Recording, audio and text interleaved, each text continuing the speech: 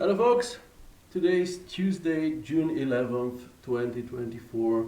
My name is Todor Volov and this is the 30th episode of Keeping It Realistic. Believe it or not, it's been 10 months since we started doing this, and this is the 30th time that we actually get together and talk about your works. And I must admit that to me this is still fun. I still really enjoy it as much as in the beginning, or actually even more, because right now I'm not as nervous as I used to be on the first episodes of the show. So I'm actually more looking forward to hanging out with you rather than being nervous in front of the show. I hope the feeling is mutual and I hope you enjoy it as much as I do. For those of you who are new to the show and don't know what the whole thing is about, let me explain. It happens in collaboration with Chaos, and what we do here is we live review up to 7 of the more interesting and noteworthy projects that have been shared in the Chaos Campus Facebook group within the last 14 days, talking about their strengths, but also pointing out their weaknesses and even suggesting eventual ways to improve them.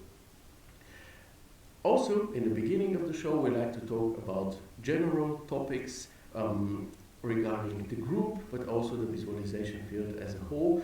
And we do this by discussing topics around news, recent events, announcements, but also tutorials, ways of learning, tools, and so on. After that, we review the works, and by the end of the show, we take a look at some inspirational projects that I came across during the last 2 weeks.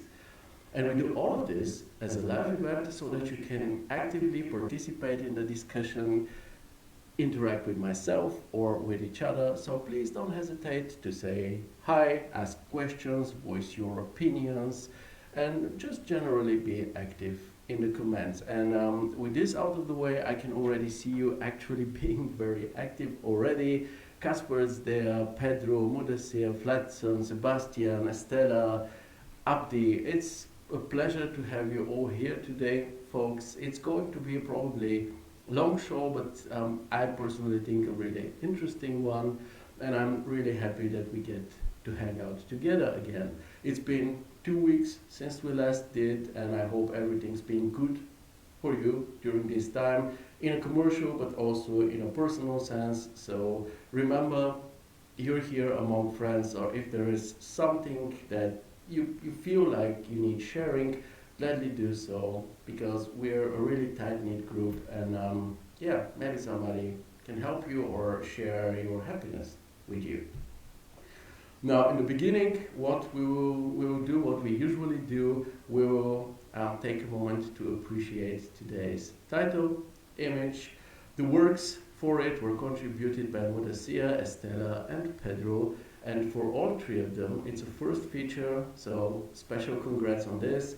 This time, the triptych consists only of exterior shots, which I personally really enjoy, because my general feeling is that no matter the group, if it's the Chaos Campus or the VW Art Club, for example, that the majority of the shared works are actually interiors. So having a cover image which consists only of exteriors is quite unique, if you ask me, and I thoroughly enjoy this. Now, I'll make myself visible again. We'll make the image smaller, and let me remind you about one more thing, and this is that you can always use the image that I share here, this cover image, to promote yourself and your work. You see, with the announcement of the show, I also share the original image in its original size that you can always download and again use to promote yourself. Usually, to create this weekly or bi-weekly triptych as a cover image for the show, I use the best works that have been posted within those 2 weeks. So your work will be displayed next to other 2 high quality works, which is great on one side, and on the other side, your work will be displayed next to the Chaos logo.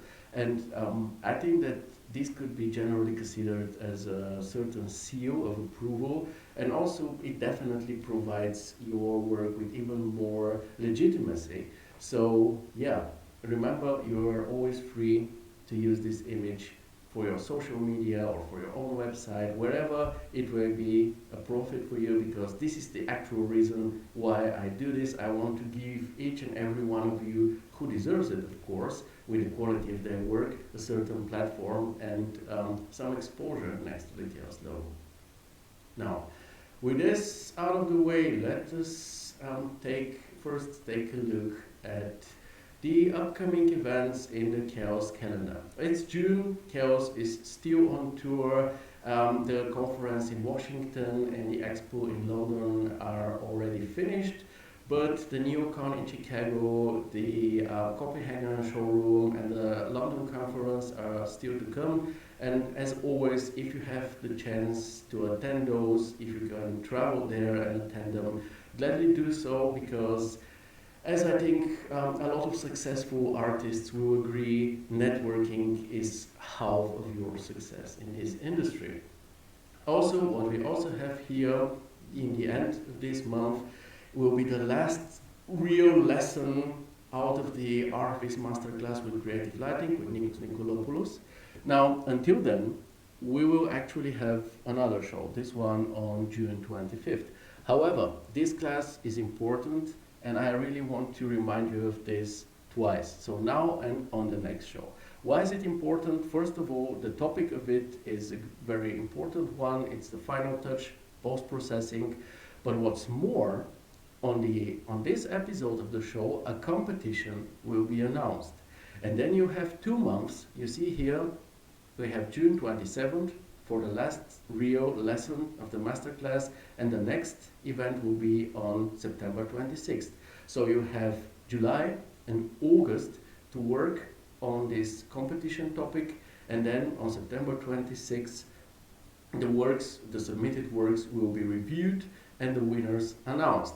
So yeah, my recommendation, definitely, it's free knowledge, right? So definitely take this free knowledge from Nikos. It's great. I myself am a seasoned artist with 12 years of experience behind my back, and I always try to make it to those master classes and watch them, even though I additionally have also attended the original Creative Lighting Masterclass years ago. I still try to watch it, because there is always something that I may have forgotten because I don't use it on a daily basis, or something new that Nikos is showing here.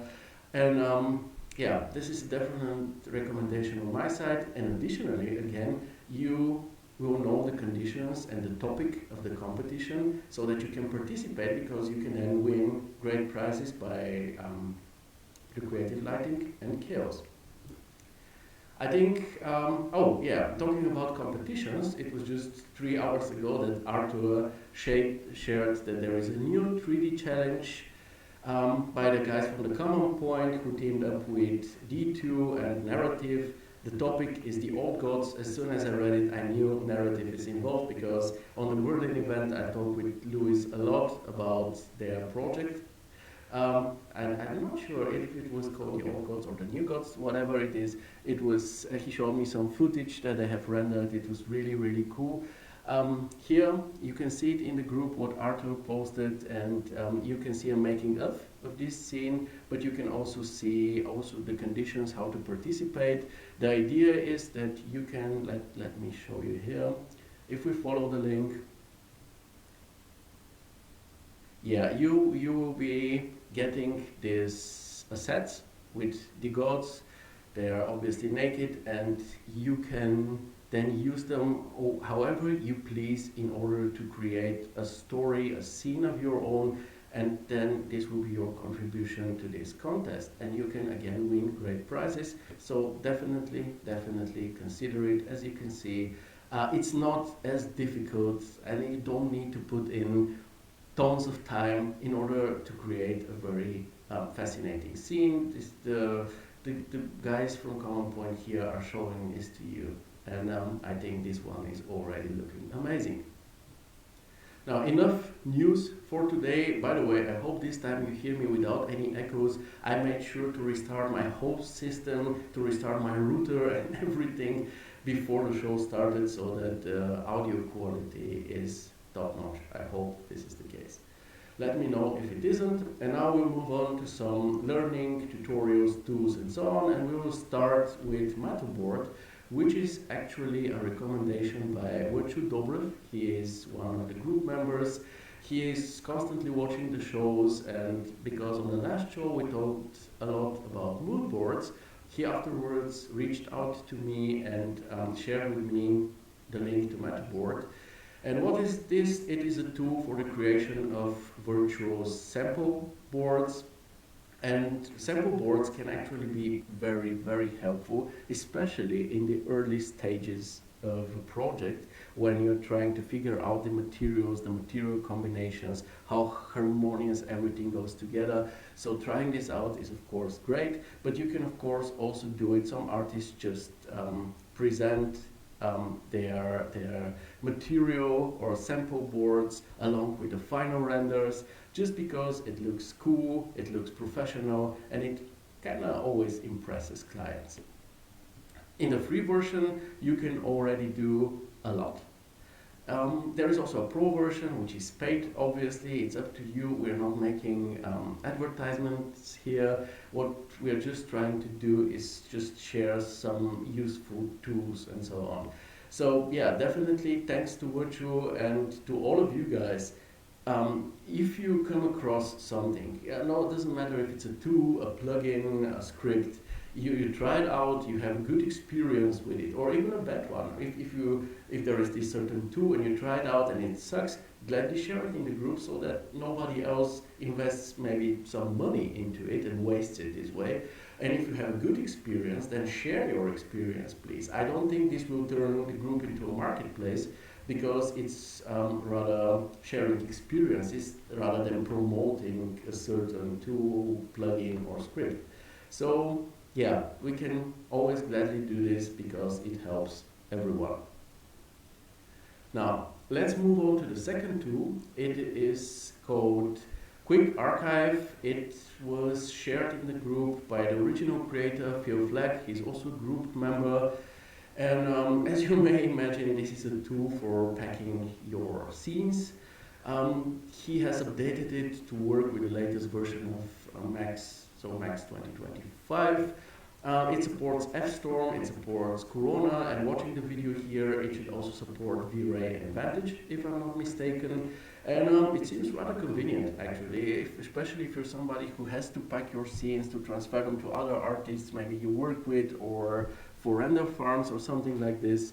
This could really be convenient. It's completely free, so gladly give it a try if you need something like that. And of course, thanks to Phil for creating this, sharing this, and now updating this.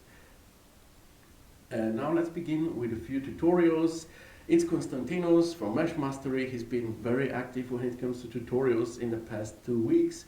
First, we have this very, very quick tutorial, just a few seconds, showing you how to eventually fix your topology issues in 3ds Max with the help of the Quadrify Mesh modifier. As he puts it himself, it doesn't always work perfectly, but sometimes it helps enough for you to, let's say, use a chamfer modifier or to just clean up the object a bit.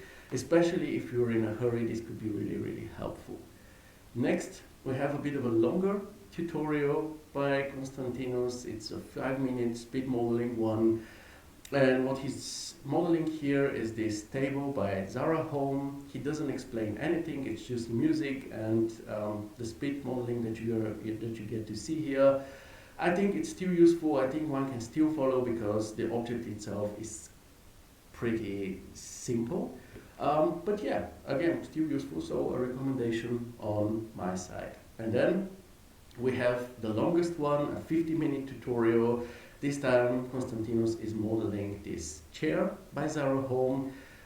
This tutorial is an in-depth one, so he's explaining everything, but you gotta know it's only modeling. There is no texturing and wrapping or something like this. So by the end of the video, you have built or you have modeled the chair, but not textured it or unwrapped it or whatever. Just so you know, this doesn't make it any less useful, because he really explains in detail what he's doing here, and I think it's a really, really good tutorial worth of your time. So thanks to Konstantinos for sharing this, and we continue with one tutorial which actually Kels has prepared for us, especially for the V-Ray users. It's coming from an official channel, Chaos TV. You can find it on YouTube. Let me show this to you. It's, by the way, it's a very, very active channel. I don't promote it to you because I have to or because I'm asked to, but it's a really, really nice one because, as you can see, in the last 7 days, 5 videos have been posted. There are a few tutorials, there is a recap of the Madrid Chaos Unboxed event, and there is an expert interview, and there are tons of expert interviews, by the way. And so there is a lot of inspiration and most of all a lot of knowledge on Chaos TV. So maybe check it out and see if you can find something useful for yourself. Next, so let's get back to the tutorial that Chaos shared. This is one of those that you just saw on Chaos TV. It's about creating a realistic metal material in 3ds Max with V-Ray. And honestly, this looks really, really cool. So you won't only be shown how to create this base metal material, but how to also make it more complex and more better looking and more realistic by adding scratches, dirt, and so on, with curvature, with dirt maps. And the final result, I think there is a zoom on it at some point. Yeah, here you can see the final result is really, really, really good. So if you're a V-Ray user, definitely check this one out because there is a lot of knowledge involved into those 12 minutes of this tutorial. And the final result really, really looks great. Oh, Konstantinos is here. Hey man, I just talked about all 3 of your tutorials. By the way, let's stay on the V-Ray topic. I don't know if you know this, I just got an email as a reminder about it, but here, I will just drop you the link in the comments.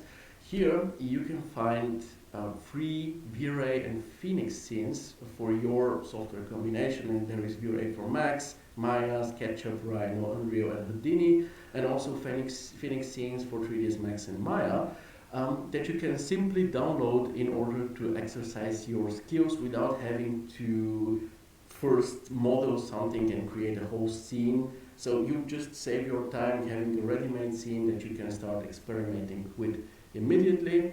And if you are a Corona user, don't feel left out because I had to search this a bit longer. The V-Ray ones are very clearly communicated.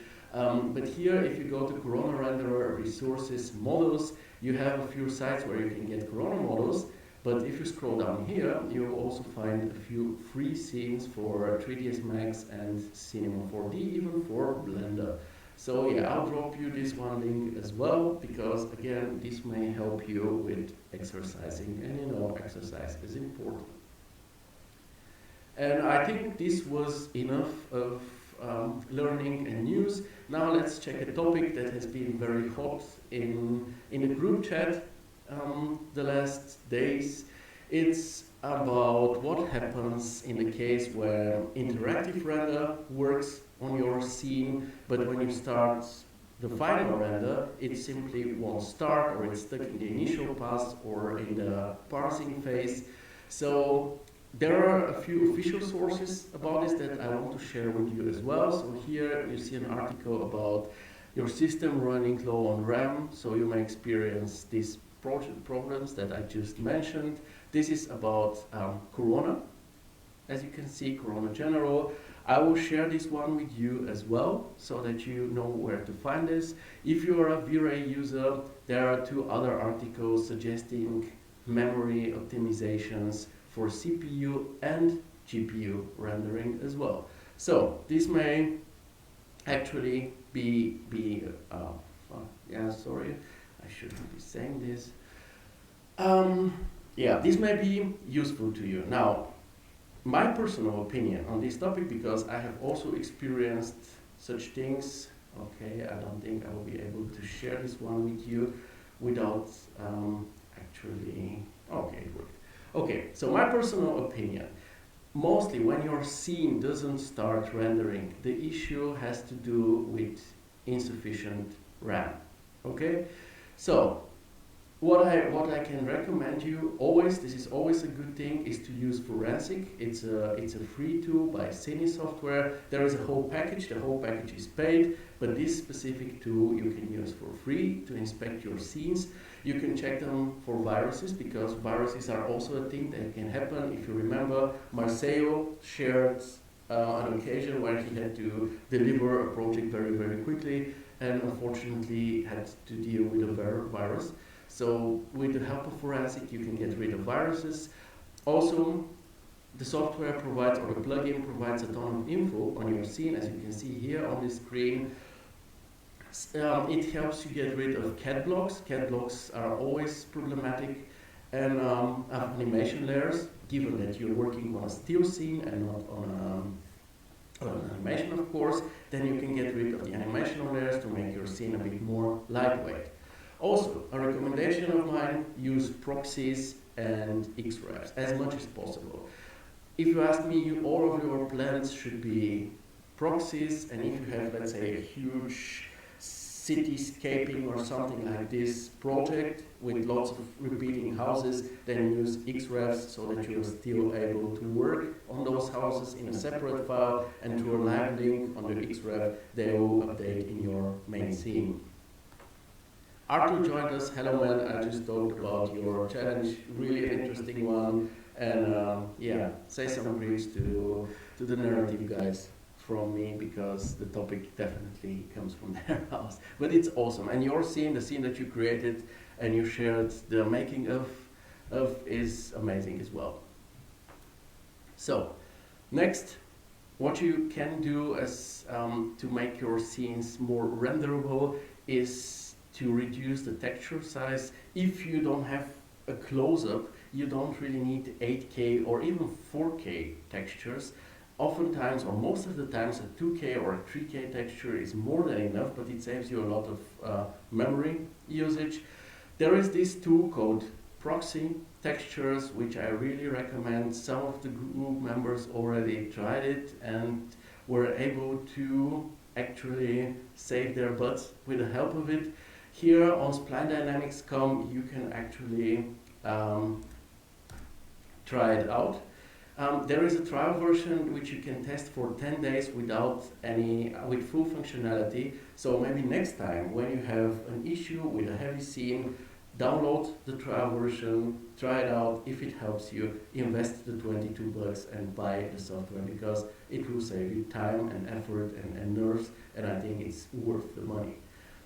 Also, make sure to declutter your scene, because sometimes when we have an interior like this, for example, we'll import stuff into the scene, some, let's say, sets of decorational items that we plan to use, and then we'll just take a few of those decorational items and just place them in a vase here, a fruit bowl there, and the rest of them will just stay beside the model, not visible to the camera. But they are still in the file, and you don't want this. So once it comes to the final rendering, just remove everything that doesn't necessarily need to be there, and just only leave the things that have to do with this, that are visible. And 2 tips. One thing that you can do if your final render doesn't start, you can try this trick of just using a regional render and then expanding the regional render. This works sometimes, and what I can definitely recommend, what has helped me a few times already, is to just open a clean new file, and then copy all the contents that you really need from the old file into the new one with copy to and paste from, and then your new scene will have a clean cache and will be probably, this can actually help you. So yeah, I hope this helps you with this topic, because I know this is a known issue, but there isn't this one known solution that you can always use and it always solves the problem. So just a bit of food for thought for you. And yeah, let's move on to a less serious and problematic topic. Last week, I think it was, Flatson shared the trailer for a PS5 game called Architect Life, a house designer simulator, and asked if this is eventually the future of visualization. Obviously, it wasn't. It was a joke, but I gotta admit that every time I see a trailer for a game like this, I also think or ask myself if it can actually be used for more serious purposes, for commercial purposes even. So far, the answer has always been no, and in this case, this still is the case, because, yeah, first of all, just imagine visualizing, modeling, and texturing with a game controller. It would be awful. Secondly, the graphics aren't really that good. I mean, they are nice for a game, definitely, especially for a game that's flexible. I think we see this scene here. It's okay. It's okay, but this is nothing that you can flash clients with nowadays. And I'm also pretty sure, nothing against the game, oh sorry, this was wrong, nothing against the game, but I'm pretty sure that, yeah, the game won't be as flexible as you need it to be. As long as you have, let's say, an L-shaped or a U-shaped staircase, it will be okay. But once the staircase has some wild form, it probably won't work anymore. So I'm sure it will have its limitations. But still, it can be useful. Let's say you can use a game like this to have this fun way of, let's say, testing out a color palette that you are thinking about. Or maybe you want to move to a new apartment or to a new office with your partner, and you want to make sure that all your furniture fits in. Then you can probably use this to have this enjoyable way of testing out things. But so far, I don't think we should fear our jobs now also because of computer games. That is just be the AI. And yeah, with this, after half an hour, we're through with the general talk, and I think it's time to actually review some projects. Let me just check the comments. Arthur says, thanks, I dare you to take part in it. Yeah, I mean, I was thinking about it. Actually, the last one I very much enjoyed. But, oh, okay. Facebook is acting up, as I already told you. Sorry about this, but I think it will be okay. Yeah, I'll see. If I have the time, I will actually gladly participate. Dear Arthur. Mike says, hello, did anyone already say that the voice is duplicated? No, you are the first one. I already asked and nobody complained. You're the first one to complain, man. I mean, I don't want to say I hope it's only an issue for you, because it shouldn't be an issue for anybody, but so far nobody else complained. As I said, I restarted my whole system, I restarted my router, but yeah, I don't know why there is an echo. I really don't know. Anyway, time to start reviewing. Okay, so you all have echo. Yeah, I don't know what to do about it. You know, I'll try to change some settings in OBS. I'll remove this one. Oh, sorry. Yeah, I don't know if it's better.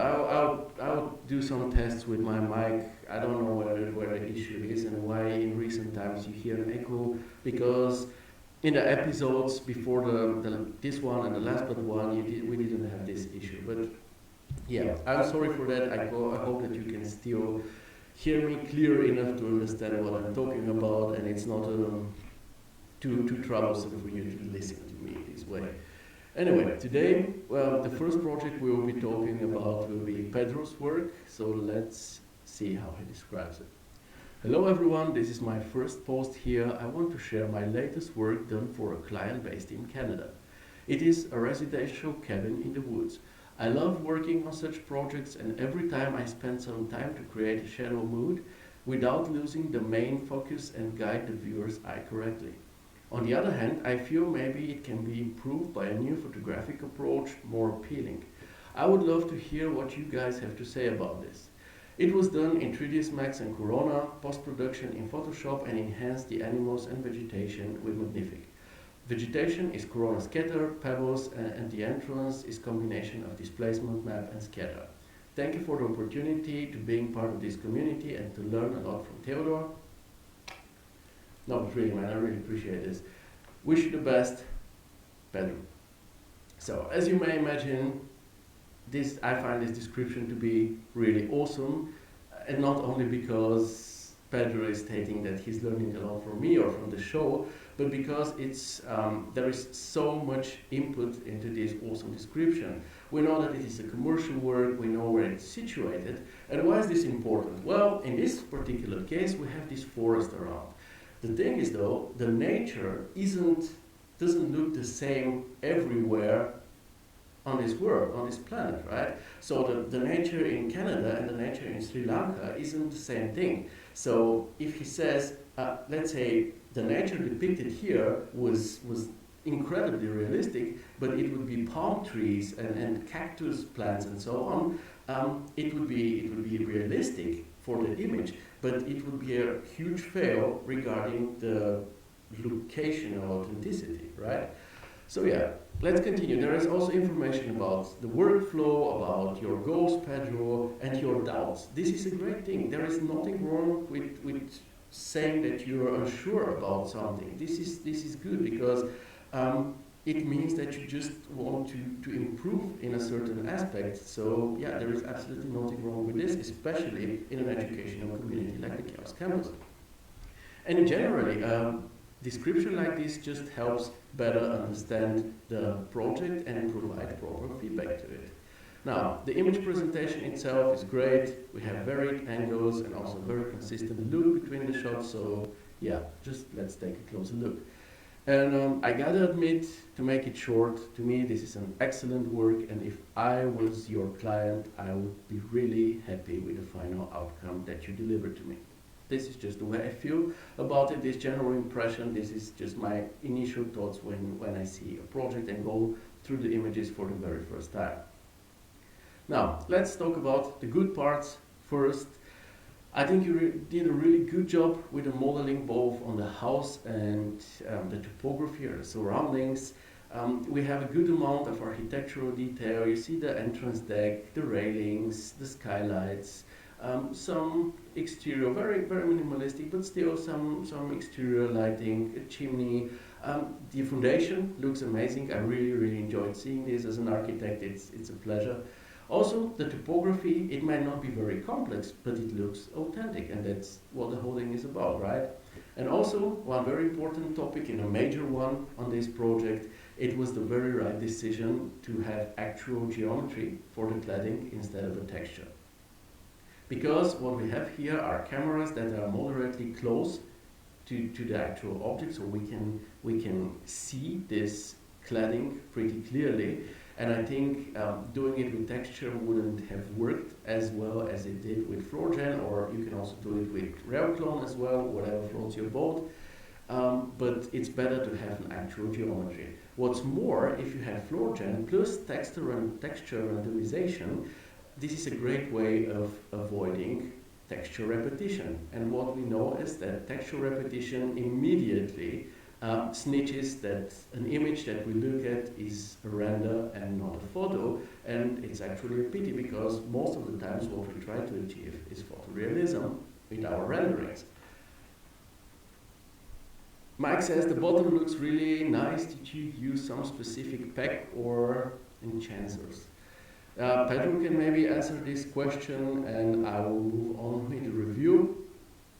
By the way, if you are asking yourself how this material looks like, look no further than the comments under this work, because it is there where Mariana asked about how Pedro achieved this so organic looking wooden texture, and Pedro absolutely delivered. I'll just read it.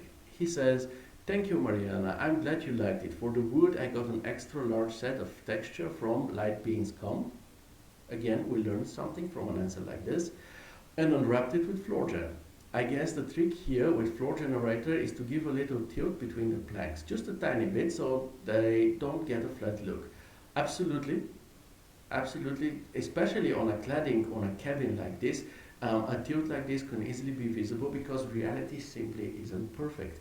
These are wooden boards, they won't ever be perfectly aligned. Now, if you decide to do your bathroom tiles with Floor Generator, I wouldn't recommend using the tilt, because for bathroom tiles, even though in real life they also have a slight tilting, it's better if they look more or less perfect. Depends on the project, of course. Pedro continues, the material setup I've attached down below. It's a combination of multi-map, mapping randomizer, and curvature map to give it more randomness for colors and positioning. The rest is pure luck. As you may imagine, I really love this, and I think we should all try to be more like Pedro, right? You know, folks, if I see some of you stick out in a positive way, right? I see it doesn't matter if it's Amit who provides constructive criticism to others constantly, or Ulfat being the seasoned, skilled artist that she is, but still being very modest and asking for constructive criticism, or in this case, Pedro just sharing his material setup. It is an attitude like this which makes the group and the whole community a better place. And if you ask yourself, well, why should I share this knowledge? Maybe I gathered it very, through trial and erroring, spending a day or two on this, or maybe I'm paid for a course, and to learn this, why should I share it for free? What do I get in return?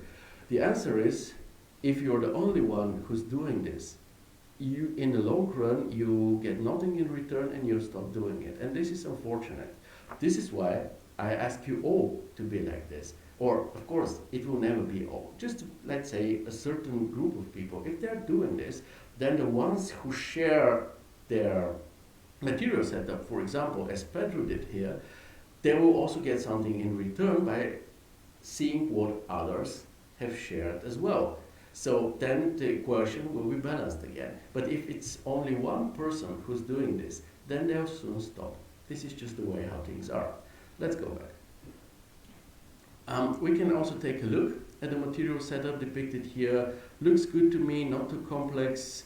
Corona, multi-map used, mapping randomizer, corona curvature. This is all those three maps I use very often and I love them all.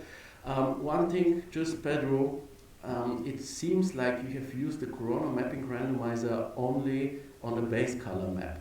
Now, if those two corona bitmaps here for the roughness and the noise map also belong to this initial map, then you need to apply the same corona mapping randomizer to them as well. And one thing you need to be careful about, it's about everybody, when you apply corona mapping randomizer to the normal map, you apply it before the corona normal node and not after that, because if you do it after that, you'll get very strange looking artifacts. Okay, enough about this.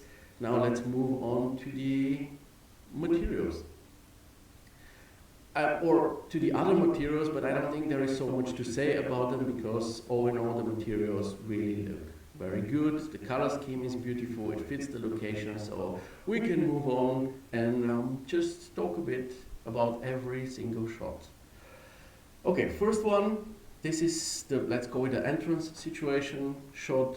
I really like the composition here. You achieved really good natural framing with those two trees on the sides. I really enjoy how this branch here is actually more or less parallel to the roof's angle. It's a small detail, but it actually makes for a nicer composition. And if you don't believe me, check it out without the branch. Now, obviously, it still kind of works because the other branch, the top one, I removed the bottom one, but the top one still has more or less the same angle as the roof. So it's kind of corresponding with it, but still we're missing something here. And also the two trees now look very symmetrical, like you deliberately put them there to be there, which looks staged and not so realistic and authentic. So I definitely prefer your version with this branch here. Now, talking about the lighting, first of all, the lighting is very pleasant to look at. We have some beautiful depot shadows on the floor. We have just this generally nice sunny atmosphere. The truth is, when people try to want to spend time in nature, this is the weather they actually want to have. It's true, some people enjoy rain or snow or freezing temperatures or something like this, but most of the people actually enjoy a weather like this, and I think this is the right thing to do with a cabin like this. But also, it's not only the authenticity and the pleasure atmosphere that you have achieved with the lighting. A lighting like this, and especially the shadows that it produces, are a clever way to deal with boring, monotonous surfaces, such as this wall. Yes, it's true, it has this bull-eye window, it's true, it also has the awesome cladding without texture repetitions, but nevertheless, it's still more or less a blind wall. But with those beautiful shadows on it, it certainly becomes interesting. There is a certain dynamic to it, even though it's very, very static. So, very clever use of lighting here. And regarding the lighting composition, the dark and bright areas, I think it works as well, because the strongly illuminated area here is actually the entrance area, or the main topic of this shot, so it makes sense when it comes to the composition. The only thing I'm not such a huge fan of in this case are those pebbles here, because they're kind of rough. First of all, they are too bright, taking away maybe a bit too much visual attention. Secondly, they are kind of too uniform looking. If we zoom in on them, you see that it looks like it's more or less always the same stone, and with the same texture to it. And especially in this part here, they're kind of too large. Personally, I prefer this part here with a smaller gravel, because it looks more authentic and even more convenient to walk on. I don't know if you have walked on such large pebbles. It's not really cool and convenient. But yeah, this is a subjective topic for sure. Let me check the comments and we'll move on. Now, Mike asked about a specific pack when it comes to the foundation. Pedro says, I used a specific and modified grass patch and enhanced it with AI a bit. I can share the raw render too if you'd like to see how it went in full CGI. Okay. Mike says the sound got much better. Okay. This is great to hear. Thanks for letting me know, Mike. Mike says, no need for that, Pedro. The grass is just so juicy that I suspected AI. Just a great job. Yeah, definitely. I think it's a good scatter with good AI on top of it. Mike says, great catch, Theo. I didn't know about the normal map. Yeah, this is something that I experienced myself, and I had to figure it out myself, but it's actually an important thing. And I didn't ever see it written down as a rule. So yeah, always everything you need, all the other nodes that you add, you need to add between the initial map, so the image, and the Corona normal node.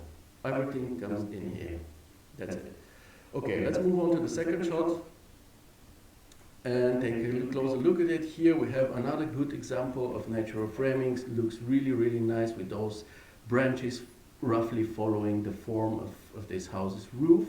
It's just a pleasure to look at. The lighting is also good, pleasant. Again, we have some beautiful shadows on the facade. Now, here I have two issues. Let me just check. Pedro says, awesome, great advice. I'll pay attention more to the size of those pebbles. You're totally right. So normal map must be the last thing in the hierarchy. Yeah, that's exactly as it is. Yeah, try it out, Mike. I tried it out working on a project of mine, and it always turned out really, really weird. I think it was the velvet on this one. In order to create the velvet, I had a bump map and a normal map, and yeah, I wanted to randomize it, and when I had the randomization after the Corona normal nodes, then it would look really, really weird. Only as I put it before it worked properly. I don't know, this was like maybe two versions or one version of Corona ago, so it was Corona 9 or Corona 10, I'm not sure. Maybe they fixed it in the meantime, and it doesn't make any difference anymore, but at least last April, as I made this, it still made a difference. Okay, back to Pedro's work. Okay, now, the things that bother me here a bit are the interior, in the lighting of the interior. It's kind of confusing, I gotta admit.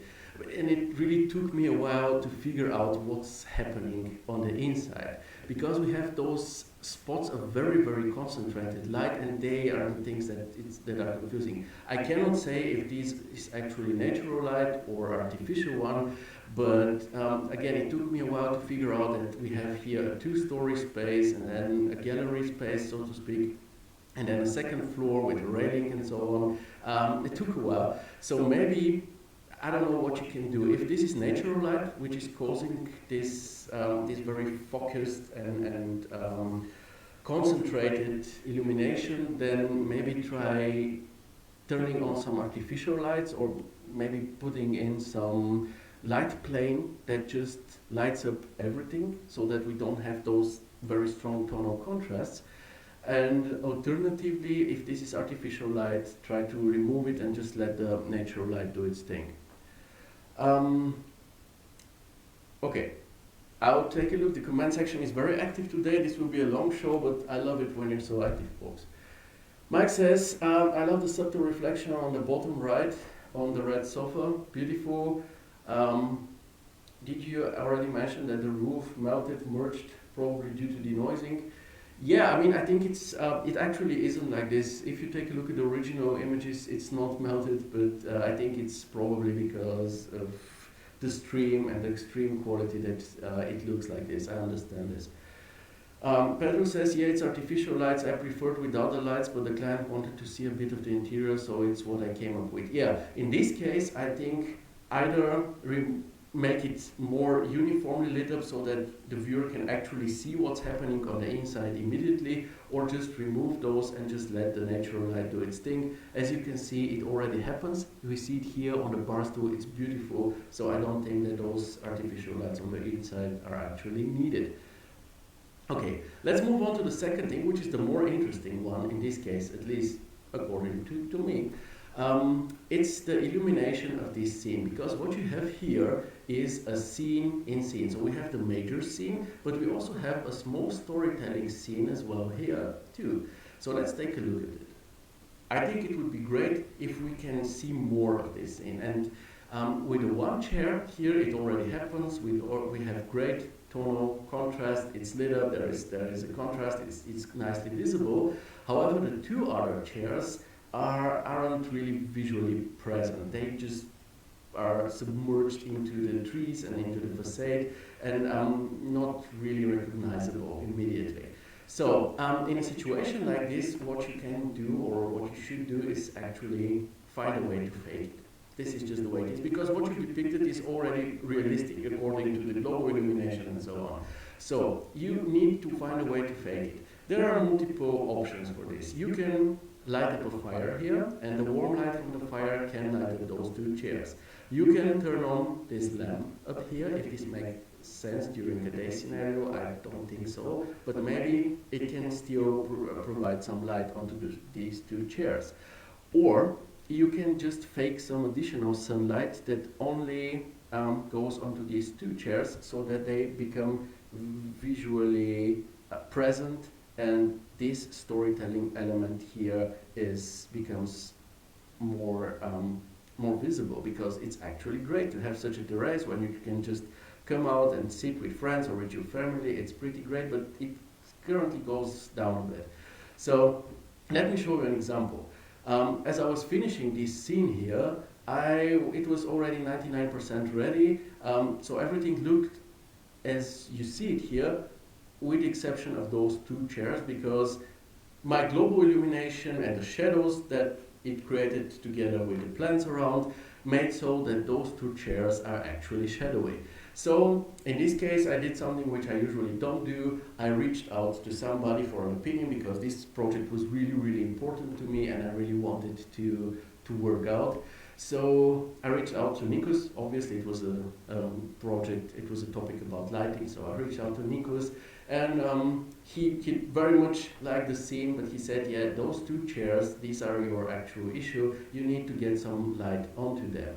So yeah, what I did, I duplicated the sun and made it just affect those two chairs, and now you see those great tonal contrasts on the backrest, on the armrest here down here as well. And now these two chairs actually visually belong to the whole setting of this table, because before that it was more or less the left side, and these two visually belong more to the background rather than the table.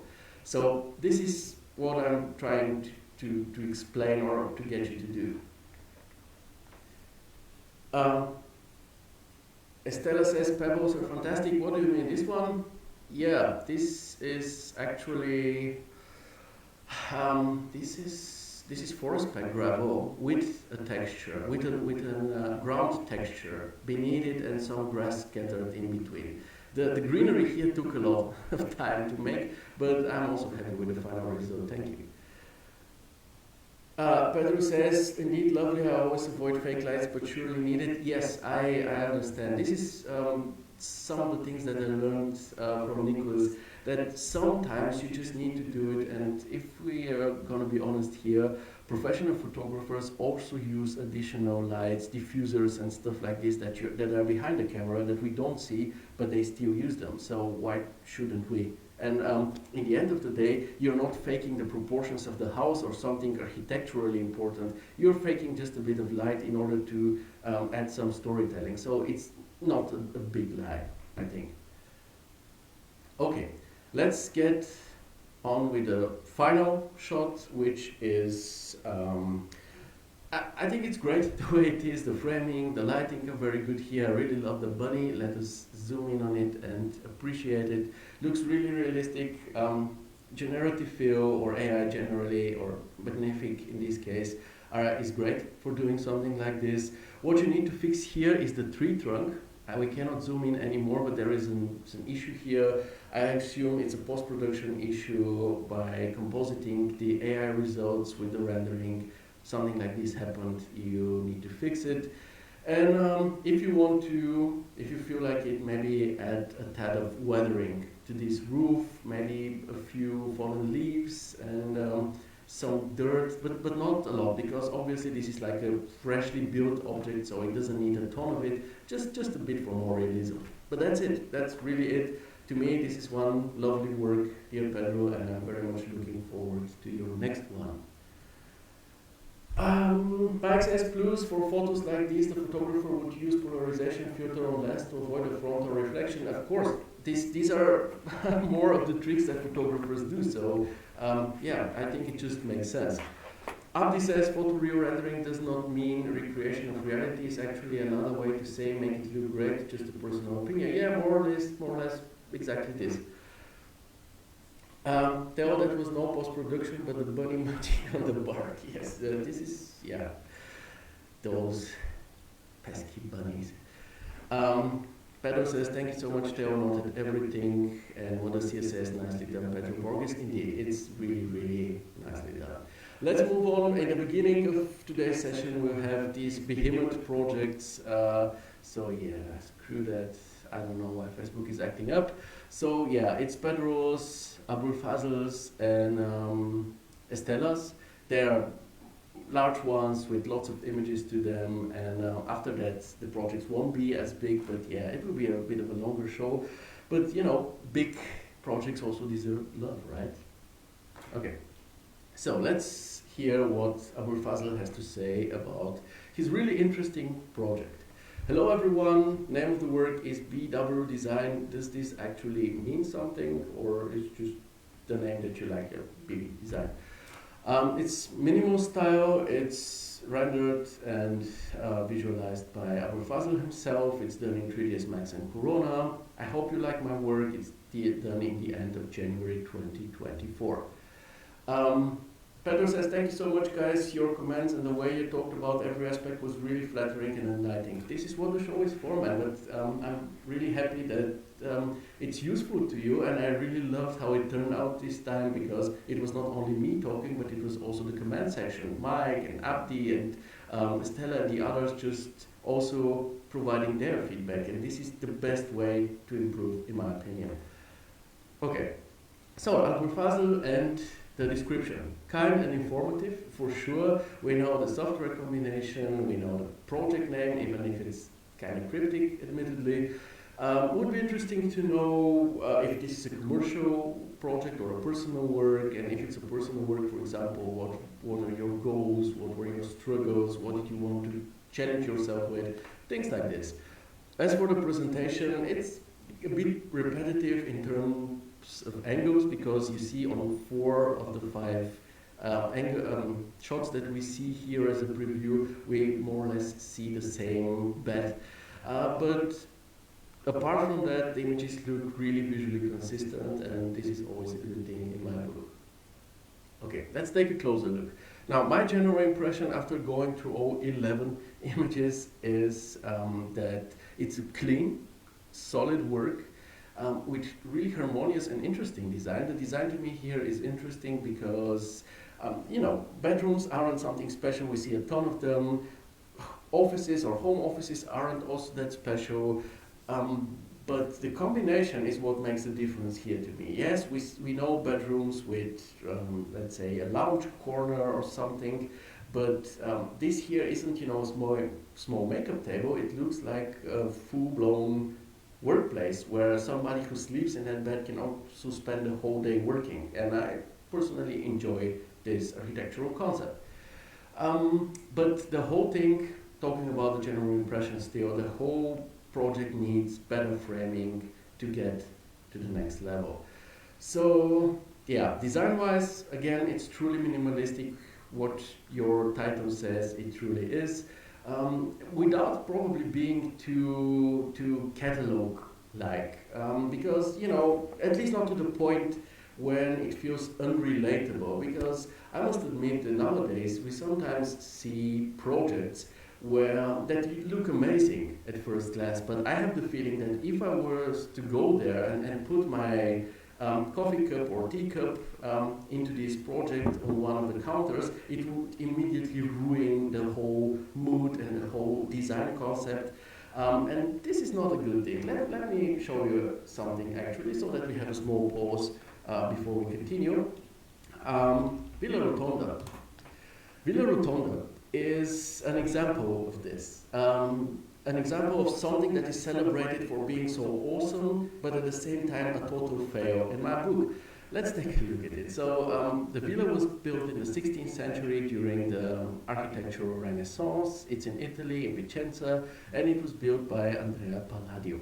And it's one of those flagships of architectural Renaissance. Okay, it's really beloved. I've been there. It's really cool to see. Now, what's the issue that I have with it is, let me show you this. So, during the Renaissance, symmetry was a very important thing. This is why you see so many cathedrals nowadays, and you enter and then you see this symmetry on both sides in the entering access. However, Andrea Palladio, he was tasked with creating a villa for a wealthy family, and he thought he would take it up to the next level. So he wanted to do symmetry only on one axis, but also on both, on the X and Y axis. And as you can see, it turned out to be like a perfectly symmetrical building. And this is why nowadays, when you learn architectural history as a student, you learn about this and you even go visit it, because again, once you're there, it really looks amazing. Why is it a fail for me though? Is because the family, they moved in, and quickly after that they moved out, because living inside was true hell.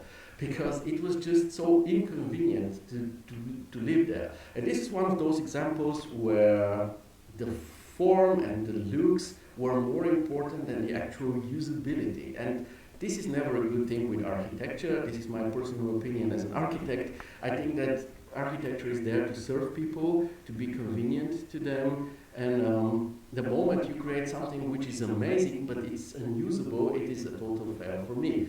So talking about those interiors that we often see that everything just looks so perfect that you cannot even add a further element without ruining the whole thing, aren't such a good thing to me in the sense of realism or implementability.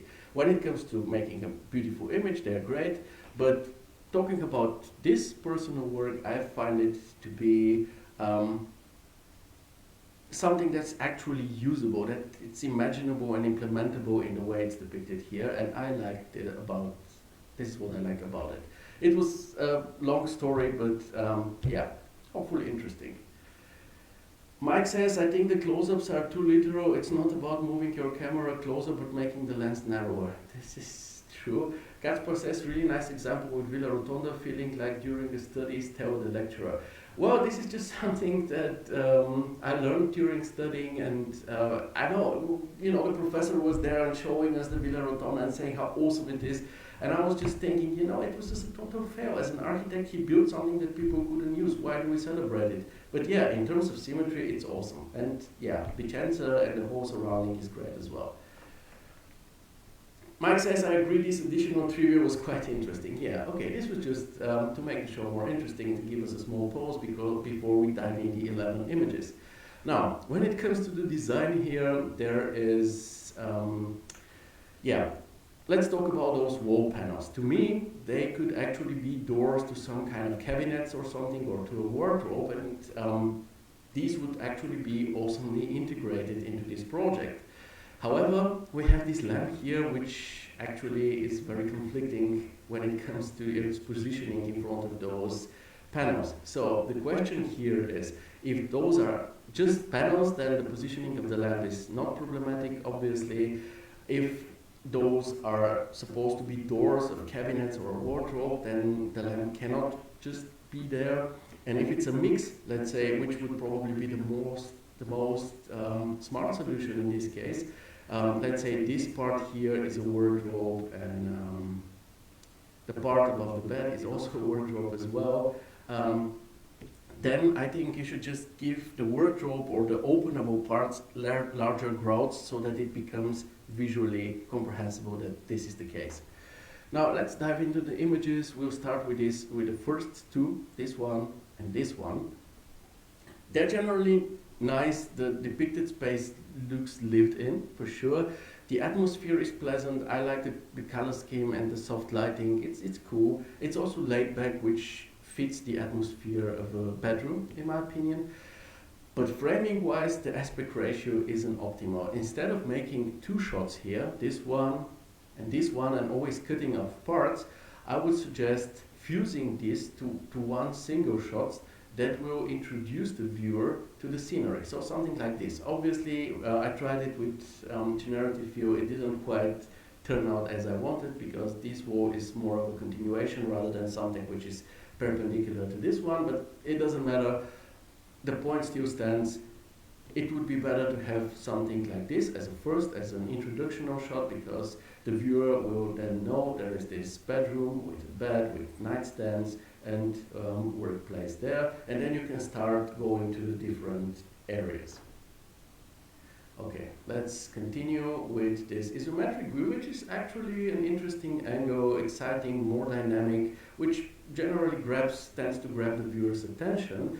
However, here the framing isn't balanced, because we have too much stuff happening down here and a lot of empty, boring space in the upper part of the image.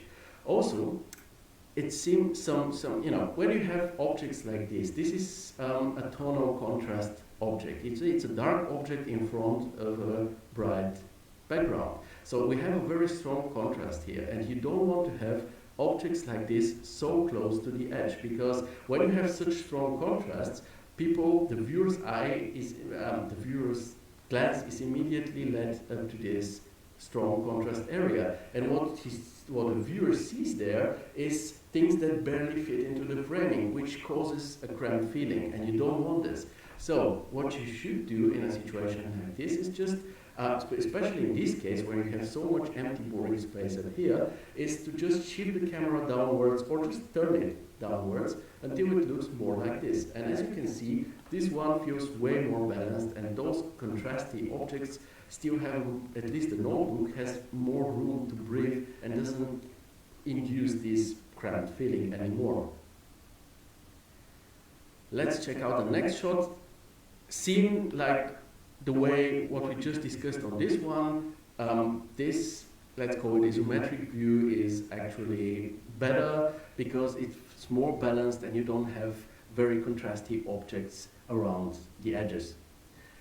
Then we have this shot, which generally is okay. The framing is decent. We have a good focus and also a sweet depth of field with nice blurriness around. But again, we have a contrasty object at the bottom edge.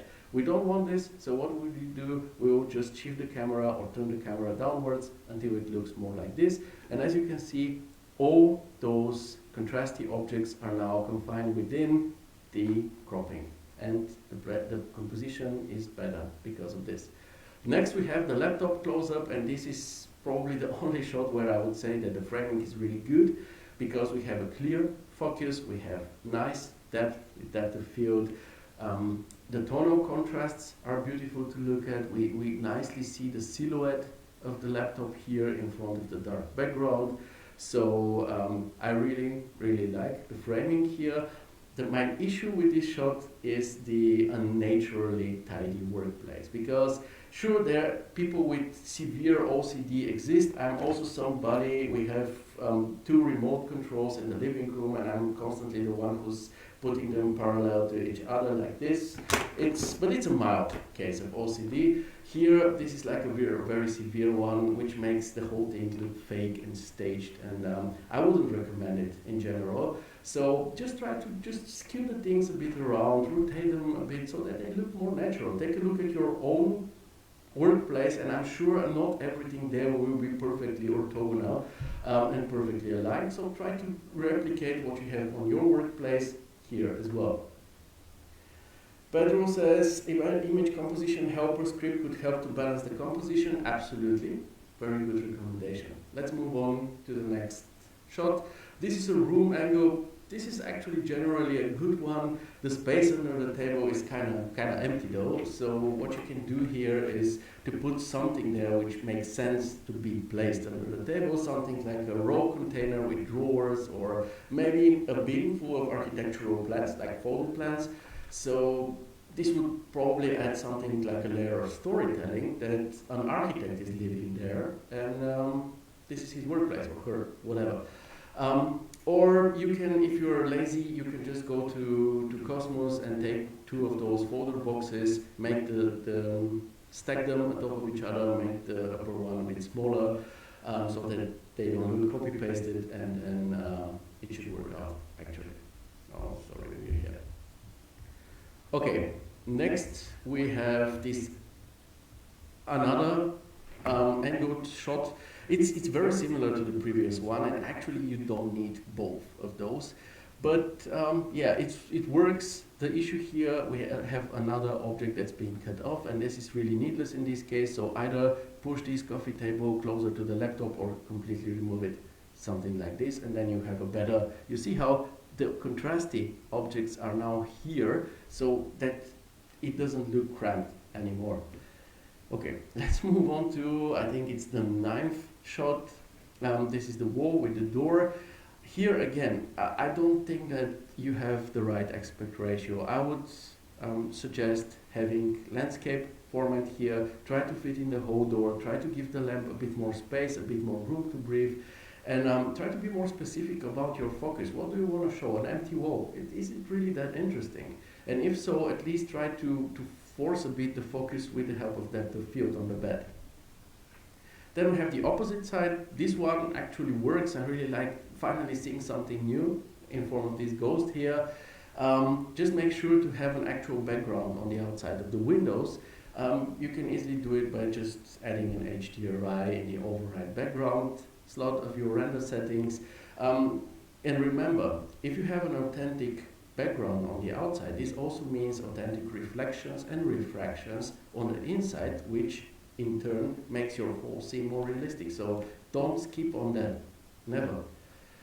And then, after 10 shots, we arrive at the final shot, which finally shows us something new, something we haven't seen in the 10 shots so far, because I think that every one of us already knows this bed and this table perfectly, but this is the first time that we get to finally see this TV wall and this rack. And what happens here?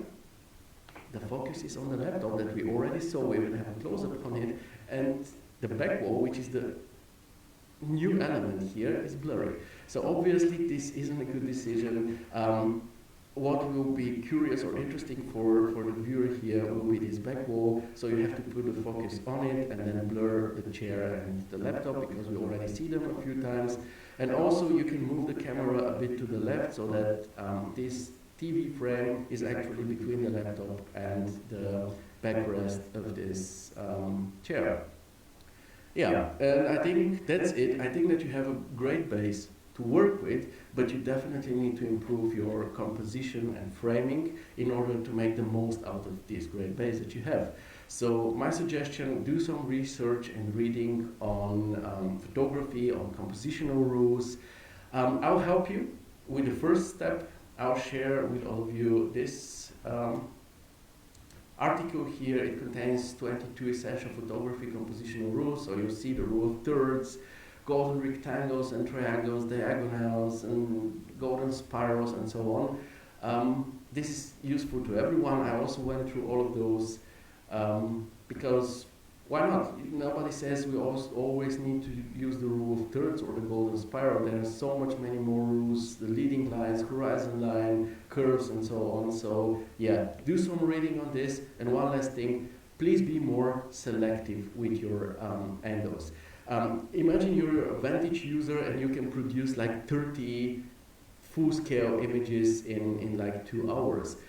You don't need, you can produce them, but then go through them and carefully curate them and find out which ones you really need, add value to the whole photo session, and then share those, and don't just simply share them all, because at some point you risk getting the viewer bored at what you're showing.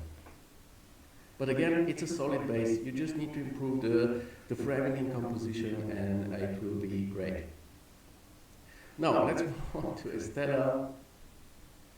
Facebook issues, but we'll be there in a second, so here we are. Estela's project is really interesting because it contains both exteriors and interiors, and it's a large-scale one, but a really nicely pulled off one. And I saw you, Estela, in the comments earlier. I hope you're still there. We're an hour and 15 minutes in, but yeah, sometimes it just takes its time. So let's see what you have to say about this project. Hello everyone, I would like to share my latest work with you. This project located in Varzim, Portugal. I'm sorry, my Portuguese is not existent. I hope I pronounced it okay.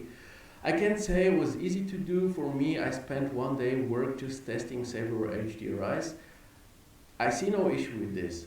Actually, I also have spent a day or even two finding the perfect HDRI, and I fully understand it. Now, you're a Corona user. We still don't have Vantage for Corona. Once we have it, it won't be a day. It will probably be a few hours. But the urge of trying to find out the most optimal lighting, I truly understand, and I think it shows a great attitude on your side as an artist trying to do the best thing possible. She continues, and 15 days to finish the whole project. These are previous images. I would like to know what you guys think about the composition. The position of the cameras was not easy because I wanted to pick the whole building, and it's huge. The environment light, the humanization is too much or the opposite. I usually use magnific AI to get better look at people, vegetation and textures, but in most cases it's very subtle. I use 3ds Max, Corona, Magnific and Photoshop. Thank you. So, first of all, amazing description. It's very kind, it's very informative.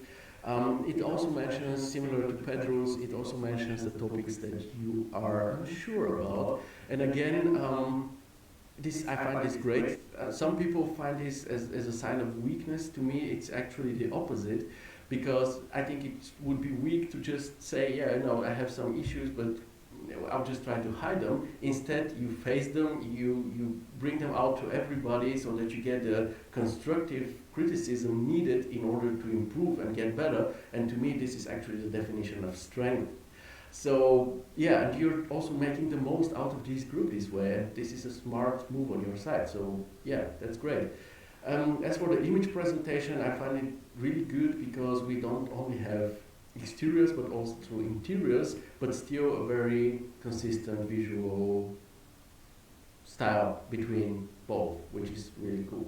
So now let's dive in and take a closer look. By the way, guys, do you hear me better now? Are there no echoes anymore? Did we solve the problem, or are the echoes still there? And yeah, first my general impression, let's quickly go through all the images, is for one very solid work that a lot of love and effort have been put into, and it really, really shows. Um, by the way, the color palette that you have used here very much reminds me, not only the color palette, the general look of the images, very much reminds me of architectural visualization for competitions. I even searched for some examples because you know you have this desaturated color palette with a lot of beige and gray and this soft, warm lighting and lack of strong contrasts. So yeah, and I really, as an architect, I miss those a bit, and I like them because they have a certain aesthetic to them that I personally find very, very pleasant. Pedro says sound is perfect. Yes, finally. Okay, good. Now, I would say as modeling, materials, lighting are really mostly fine, we can actually jump in directly into the shots and start talking about them. We'll start with the first exterior, which is really good shots with a very pleasant atmosphere. The building and the street space look great in terms of modeling. They have an absolutely sufficient amount of detail to them considering the camera distance. Obviously, if we zoom out, if we had a very much closer camera to those balconies, for example, I can imagine that the architectural detail won't be enough, but for the distance that we view this object from, that's absolutely more than enough. Also, the materials of yours look really great. The color palette is harmonious, not only on the building and the street, but also on the people that you have used. And what I really like here is that there are no visible repetitions, despite having large surface areas using one the same material. And you even went so far as to try to avoid decor repetitions as well. This is why you have two different manhole covers, and I think it's awesome because this adds a layer of randomness and authenticity, because in a lot of cities we have actually different manhole covers put at different times of I don't know, different years.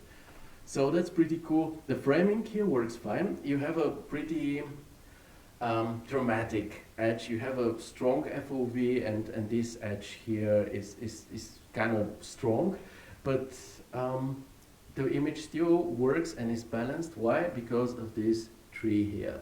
The tree is there to balance out this very strong and sharp edge of the building because of the low focal length. So this is really good. Regarding the scene population, because this was a topic that you mentioned in your description, I would say it looks fine to me the way it is. We have a few cars, we have a few people, so it feels lively, but it doesn't distract from the actual purpose of this shot, which is showing this building. However, if I were you, screw it, wait a second, please. Let me bring up Epic Pen so that I can actually show you something. Yeah, here it is. Oh, there is an update available. There is always an update available for this. So if I were you, I would actually place a third person, just only one person, not a group, because you already have two groups, somewhere here, maybe a biker. A biker would be good because you can even use motion blur on them, and they will look differently than the other two groups. And this will add some dynamic to the shot as well. And what we will have here, if you're following the master classes with Nikos, you know what he would say. We'll have here a triangle. And triangles are great visually because triangles lead to stability. You know, it's just the way it is. Like if you have 2 points, it's like imagine a chair with 2 legs, it won't be stable. But if you have 3 points, this chair will be stable, right? So this is why triangles are a good thing. So I would put maybe some kind of an object, a person or biker somewhere here. And what I also like to do is also put people on the balconies. First of all, to enhance the lived-in feeling, and second, to demonstrate some functionality, because I think this is a real estate object, so people are meant to live here, So if you have, like, say, a dad holding his daughter in his arm, there is a set like this, and looking into distance, this will showcase this. Now, speaking about the balconies, they are currently a bit cold in terms of how lively they look. What I would do there is I would scatter an occasional plant here and there, because these are the types of, we call them Raucherbalkone in Germany, so smokers' balconies, because they don't have the depth that you actually put a lot of furniture or stuff out there. So what you put out there are probably some bags of rubbish, which obviously isn't great to see in a visualization, but you can always put some plants in there. And the easiest way to do this is to actually do 1D scattering. So just draw a few lines here, and then take a few, 2 or 3 different plants, and then 1D scatter them in a certain distance. And I think this would look really, really nice. And when it comes to those windows on the ground floor, I cannot quite figure out why they are so dark, because all the other windows have this type of lighting to them, and here we have no lighting at all. Probably this is some type of an office or something which is used during the day but not in the evening, and this is why you left it dark. If this is the case, you can always place some randomly positioned vertical blinds and some office furniture behind the windows, because currently this area here looks empty and unfinished.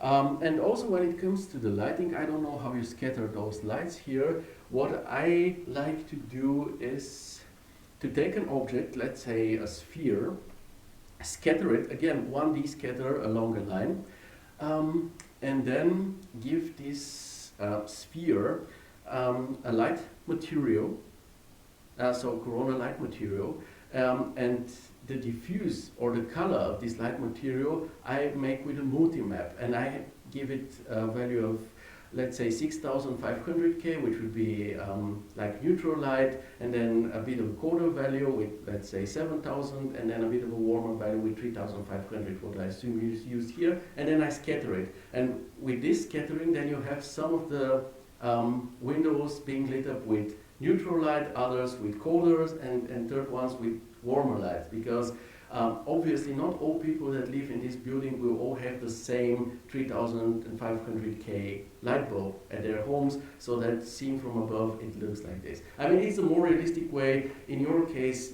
it's I think having the same lighting is a part of the aesthetic of this shot, so it's okay, just giving you a tip here. The second shot, I really love the aerial perspective that you've achieved here. I don't know if you used the volumetrics for this or you did it in post, because both ways are legit. But in the end, the effect is really, really beautiful. We have an amazing feeling of depth and also a nice contrast, so it's really pretty.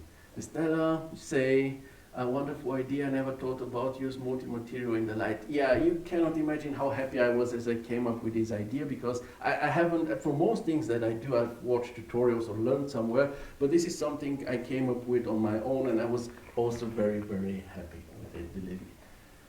Now, maybe I have an example, but I'm not sure if I can show you something, maybe in the gallery. Not here. Maybe here the big one. Yeah, you see here maybe that there are some which are with warmer lighting and some with more neutral and so on. I think here I did it like this, and I had this big one. I don't know if I can find it this quickly right now to show it to you, because it's an old one, but there I have a ton of windows. Yeah, this one, for example. I mean, this was like the most enormous project I have worked on my own without any further help. And here, I mean, there are also other shots, and there you can see that there are some windows that are warmer and there are others that are cooler. But yeah, let's get back to this shot here. Yeah, the framing is again balanced, similar to the first shot. Kaspar says, I'm also happy because it is something similar I came up with, but what I did, I used Corona scatter with 6 different Corona light spheres. Yeah, you can do this as well, of course.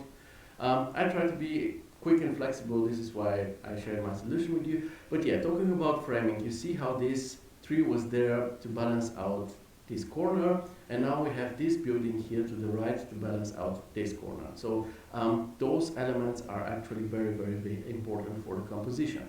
When it comes to the scene population here, because again this is a topic for you, I really like the mom with the stroller. This is something more of a unique asset, so it's nice to see something like this. However, it's a bit of a pity that you placed her in front of this hedge, because we have this very dark area here right now, right? And it's kind of something that people look at, and it's not so important to actually get the viewer's attention. So what I would recommend here, judging by this sunshade, this here should be some kind of a cafe or something. If this is the case, and if you can do it, you can of course use the area that I'll mark right now to place some outdoor coffee tables and chairs, then move the woman somewhere here, mirror her, and get rid of this car, because the car isn't really very realistic. This way the woman will be more visible. I think that perspective will match if you mirror her, and you have a more interesting foreground, because yeah, you scattered some leaves, but yeah, this is a bit of an empty foreground. Other than that, I have nothing more to add to this scene, and I think we can move on with the next one. This is this courtyard shot that I used for today's cover image. And I think, first of all, you did a very fine job with the scattering of the greenery here in the courtyard. It looks quite authentic. Also, I really enjoy the randomness on the windows. Some of them even seem open, which makes them even more realistic. Again, here you can scatter more items on the balconies to make to provide this lived-in feeling and more relatability in general. And when it comes to this foreground space here, it's a bit empty and not really interesting. Now, you didn't want to use a vehicle, I assume, because a vehicle would be very big, very prominent, it would take a lot of the viewer's attention. I very much understand this. A smart thing to do, I shouldn't say it like this. A possible solution here is to use something like a scooter. This is what I usually do in certain situations like this. I either use a bicycle, because bicycles are kind of transparent, you know, let's say in comparison to a car, or a scooter, as you can see in this example here, because this is a street where cars are actually allowed to park on both sides, as you can see on the shot, but I didn't want to place a huge car here because it would have been very prominent. This is why I took those two scooters and placed them there, and they are way smaller, and even, you know, if you have like a beautiful Vespa like this one, it could be even a certain eye catcher that you can even thematize with an atmospheric shot the same way, I'm sorry for searching for Salah, the same way I did here. And suddenly you have one emotional shot out of nothing. That's pretty cool if you ask me. Okay, now let's dive into the interiors. And generally speaking about the interiors, amazing, I love the scooter idea, great, very happy to hear that, thank you. Your interiors, I would say they were a bit more secondary. This is just my feeling viewing this project. The interiors weren't as important as the outside, but still the quality of them is actually quite high. It's on par with your exteriors. They're simple but really nice actually. We have good clean modeling and materials of them, so let's analyze the first one. The framing is really good here. It's, first of all, it's pretty balanced. Secondly, it's very informative, because here we can actually see the actual distance between the kitchen island and the kitchen block. And this is something that I personally am always curious about, because sometimes we have very narrow kitchens where just one person can fit in there, and I personally detest those, and I really want to know. And if we compare to the second shot, you see, if you have a shot like this, you cannot really tell how big this distance between the block and the kitchen counter and the kitchen island is, whereas with a framing like this, you actually nicely depict it. The color scheme is also very harmonious. Again, it very much fits to the exteriors. What I think could maybe be improved a bit is the emotionality of this shot, because currently it's a bit sterile, maybe sterile. So it generally could be a bit more lively. I understand you don't want to do too much. That's okay, but maybe you can just add a few elements, something like a wall art somewhere here, something simple in the same colors as everything else, or maybe some oil and vinegar bottles up here, maybe a potted herb, something like rosmarine or something like this. Maybe you can place a food or a water bowl for an animal, for a cat or a dog somewhere down here, because it just gives this relatable, authentic feeling that somebody actually lives there. I will give you an example. I have it open because tomorrow I have to show it to some clients. I think this is, okay, I have to remove. So yeah, this kitchen. Take a look at this one. Maybe this is over the top. We can of course mentally remove those pancakes and the walnuts, but if you take a look at the rest, you see there is a towel, there are some utensils, a pot, potted herb, just some stuff that shows that people actually live there. On the outside, we don't see this here. On the back side of the kitchen counter, I actually have those things that I told you about, those bowls with, I think we should be able to see this here. Sorry for going through these images so quickly, but I always try to show you as much as possible. Yeah, you see them back here, and this just gives this feeling that actually somebody lives there, and you don't need to see the people, but in the end of the day, you see how they live, and you can tell just by these two small elements. Oh, you don't see the two elements. I'm sorry, I gotta hide myself so that you see them. So yeah, here down in the right corner are the two water and food bowl for, I don't know, a dog maybe, and these just two small elements add so much storytelling all of a sudden. So yeah, so gladly think about something like this. And one technical mistake that I see, it seems like the kitchen and the counter are hovering maybe 1 centimeter above the floor. Seems like an issue that you can easily fix. Then the second interior, we already talked about this. I really want to compliment the texture randomization that you did on the bar stools. It's visible. I really appreciate something like this, because if you had 3 times the same texture here and here, it would just immediately scream, this is a rendering, not a photo, and this would be a pity. But again, I don't find the framing here as good as on the previous shot, and I also don't think that this is this adds really a lot of value, because we see more or less the same. The only additional thing that we see is the existence of this door, and that's it. So let's move on. 2 hours just in unwrap. Oh, okay. It was worth it though. Okay, the next shot, the next interior shot, I really enjoyed the simplicity on this one. It has this nice minimalistic furnishing, very pleasant, earthbound color scheme that I really, really enjoy. What doesn't look right here is the exterior. I don't know, it looks like maybe some Google Earth extracted mesh, which simply doesn't have the quality to be your exterior image. So what you can do here, one solution would be to place a self-illuminated plane with a photo of the actual view from this apartment on the outside here, and then render with it. Or if you don't have a photo like this and it cannot be provided to you, then you can just maybe pull down those shutters, place some generic tree there, and then hope that it works like this. Because this part here kind of ruins the rest of it. Then we have this shot, which I really, really like. It's a really good one. Love the lighting here, the tonal contrast that we have. Also, I enjoy the framing a lot here. Only thing you can do is maybe add some depth of field to these objects in the foreground or in the corner. Pedro says totally worth the 2 hours. Yeah, I think so too. Then we have the bedroom.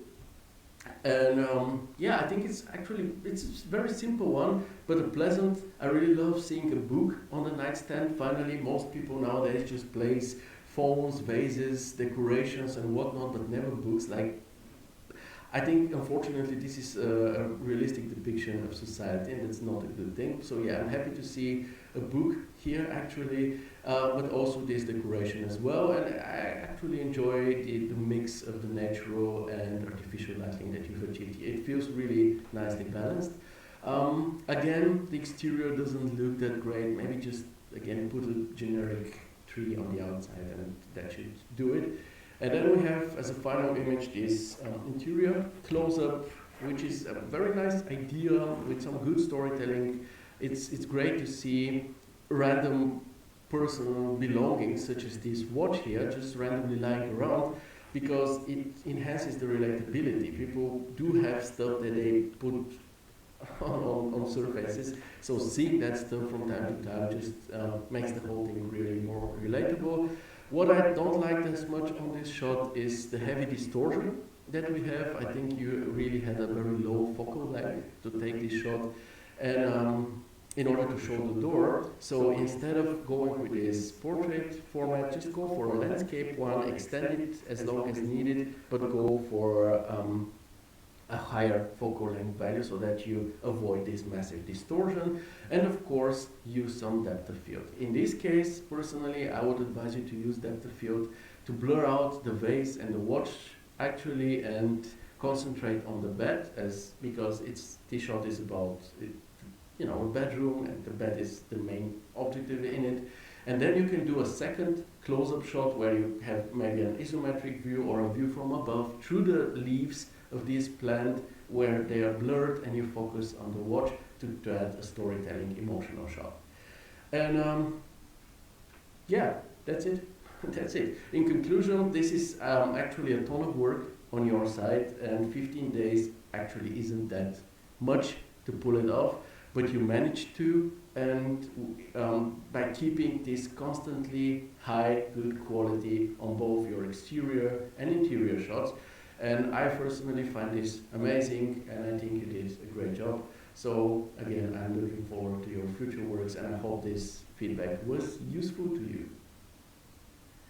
Kasper says, whenever Theo mentions Pedro all the time, this comes to my mind. Oh man, I won't open it. I don't know what this is, but I won't.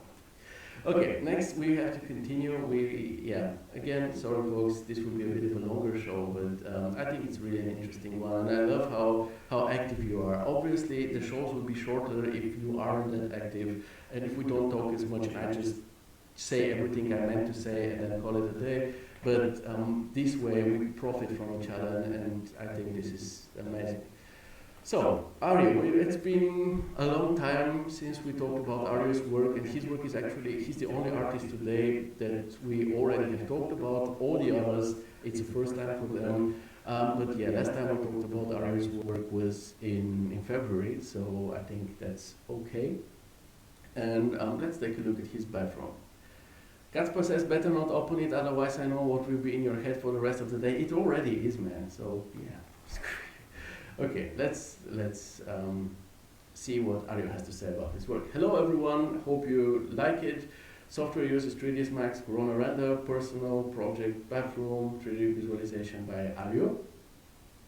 So the description, definitely kind and informative. Would be interesting to know obviously more about the concept, because it is your concept, so you're the one who can tell us the most about it.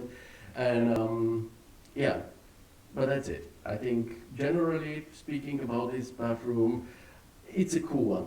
I like it. It's subjective for sure. I like it.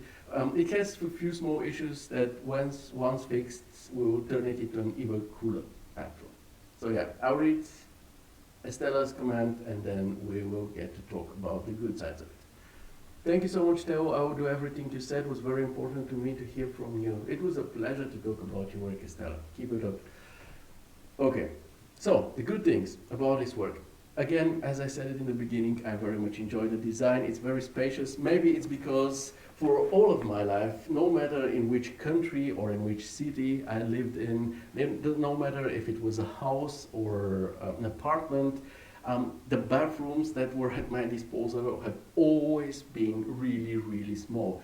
And believe me, especially at the moment when you have kids and you bath them, one or even two kids, and you do this in a small bathroom, it's really getting on your nerves very, very quickly. And if you imagine to have something like this one here, where you can just walk around it, and if some water splashes, it's not an issue because, well, who cares? You can just move elsewhere. Then you probably know. So most of you are quite young, but once if you have children and you have to bath them, you will know what I mean.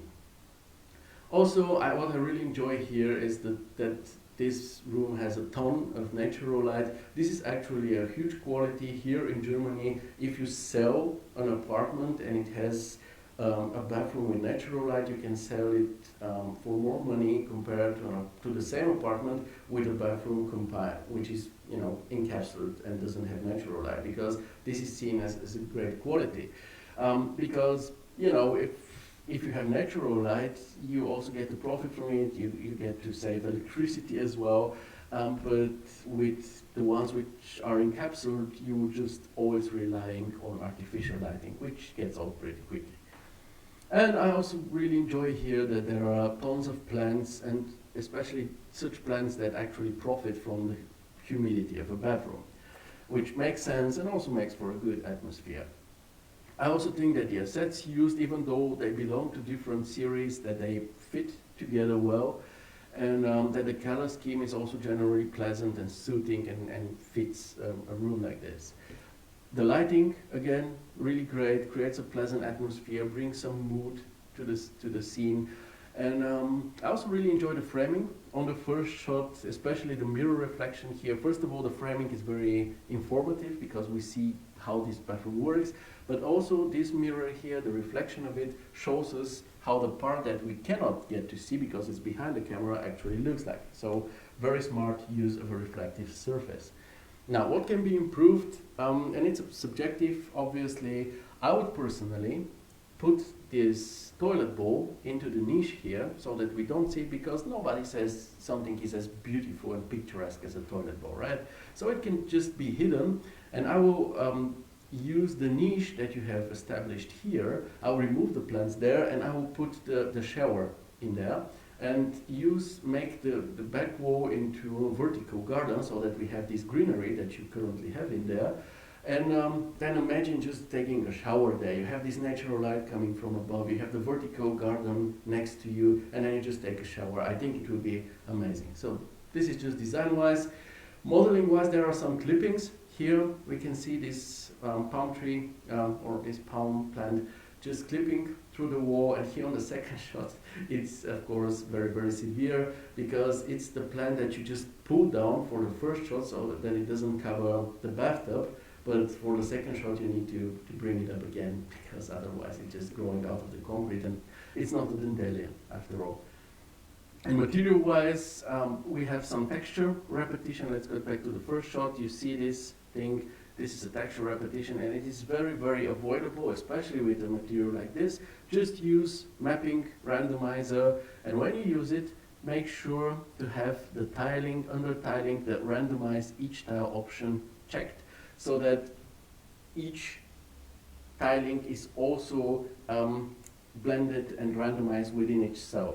And what you can do here is set an offset value. I usually use the value of the size of the material. So if the material is, let's say, 2 by 2 meters, I work in centimeters, so I will put 200 here and 200 here as well. And it's up to you. With a material like this, you can do it. You can just put 359 or 360, whatever you like, here in the rotate randomization, and then you have a material with no texture repetition anymore.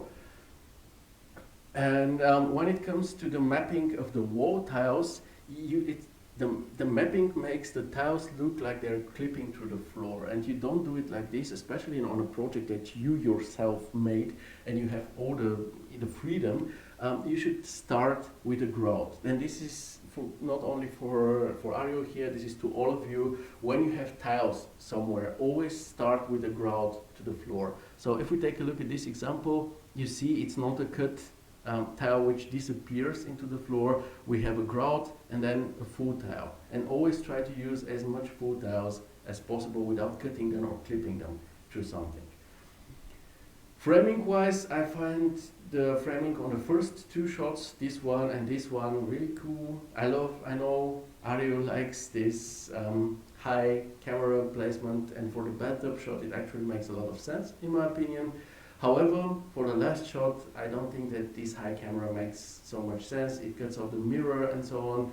So I would say either bring down the camera and pull up the camera target, or just use some kind of portrait aspect ratio here and concentrate only on the vanity and the mirror area.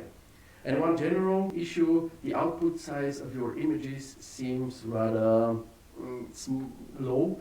So I would say make sure to render out at least 2 or 2.5K images in order for the details of your work to actually be visible and for the overall quality of your shots to be better. And that was it about this project.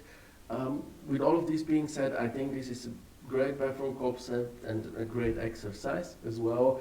Just fix the issues before adding this to your portfolio and gladly render out larger images as well. Now, let's take a look at Mudassir's work. I saw him in the beginning. I don't know if he knew that this show would be around 2 hours or more, but yeah, we finally get to talk about this very, very beautiful work that I really enjoy. Mudassir says, "Hi everyone, here is my latest personal project, Mugs and More. Software uses 3ds Max, Chaos Corona and Photoshop." Similar to Ario's, this description is really kind, really informative. Hi Mudassir, you're here, glad to know this, because we'll be talking a lot of good stuff about your work. What would be interesting to know, because you said this is a personal project of yours, would be how did you come up with it? What were your goals? What did you want to challenge yourself to with a work like this? You remember in the beginning of the show, Pedro's description, or later Estela's description. These are the types of descriptions that are really, really helpful, not only for me to provide you with a more proper feedback, but also for everybody else who sees your work and is curious about it, to actually know what is going on and to better understand it and to be able to better also evaluate it. But apart from this, going through all the shots, I would say that to me, I'll make it just short, this is a lovely scene. I just enjoy it so much. It has this natural, unpretentious vibe to it, because if you dissect it and take a look at the building on its own, it's actually a fairly simple building. And same goes for the garden. It's not the most sophisticated garden out there, but both together fused to this harmonious, peaceful scenery that's just a pure pleasure to look at. As Pedro puts it, the composition is stunning. It's just a joy to watch. The modeling and materials are on point, of course, this is very important. It's especially visible on the entrance shot. Just take a look at this very, very small piece of the whole scene. But we have the mortar, we have those clay tiles, and then we also have these stepstones in front of it, and this randomness and these materials, and this is just so cool. It's important actually. It may seem just a small part of the whole thing, but it's a significant part when it comes to adding authenticity and realism to a work. Also, the color scheme is absolutely beautiful. It matches the mood and everything. The lighting is great. It adds so much positivity to the whole atmosphere of those shots, and it just makes you want to be there. And if somebody now asks me, well, Theo, you always say that the most important part needs to be lit up, so shouldn't Mudassir actually turn the light source a bit and then light up the building?